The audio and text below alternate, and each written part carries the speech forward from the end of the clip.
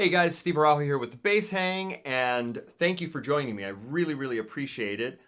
This is Practical Bass for the Blues Guitarist. I was talking to my friend Griff Hamlin over at Blues Guitar Unleashed, and I actually did a little clinic at his Blues Guitar Unleashed live event, and I kind of presented this to a lot of guitarists because Griff and I were talking, and it almost seemed to me that there's usually, if a bass player doesn't show up, a guitar player is going to be needing to play bass. It's definitely a little bit of a different instrument, and there's some different techniques and there's some different approaches to chords, to chord changes, and I kind of want to talk about that and facilitate your playing. All right guys, so our first exercise with our fretting hand here is going to be very simple. All you're going to do is you're going to play first fret, second fret, third fret, and fourth fret of each string, just like this. So first fret of the E string, second fret of the E string, third fret of the E string, fourth fret of the E string, then on to the A string.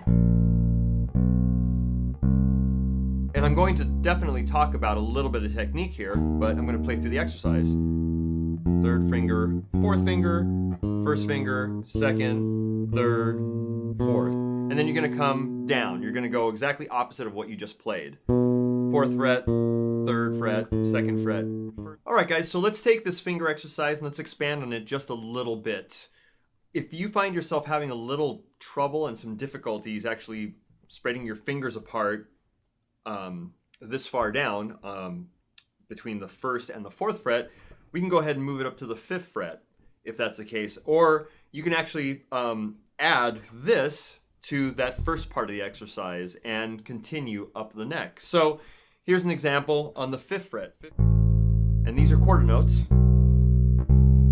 1, 2, 3, 4.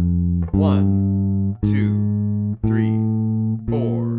1, 2, 3, 4. Back down. 1, 2. All right, guys. So now I want to talk about dominant 7. So like a C7 or a G7.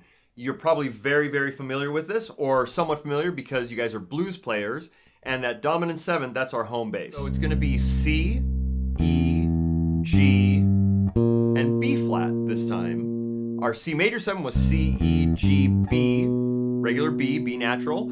C dominant 7 is going to be C, E, G, B flat. So our fingering is going to change just by one note. So we're going to use our second finger, first finger, fourth finger, and third finger.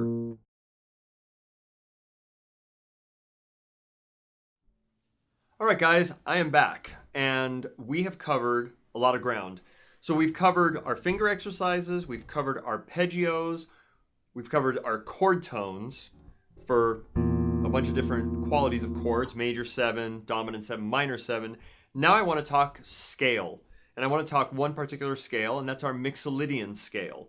Okay, so this scale is going to go hand in hand with our dominant 7th chord. And for blues, that's our bread and butter. So here's C, D, E, F, G, A, B flat, C. And then back down. C, B flat, A, G, F, E, D, C.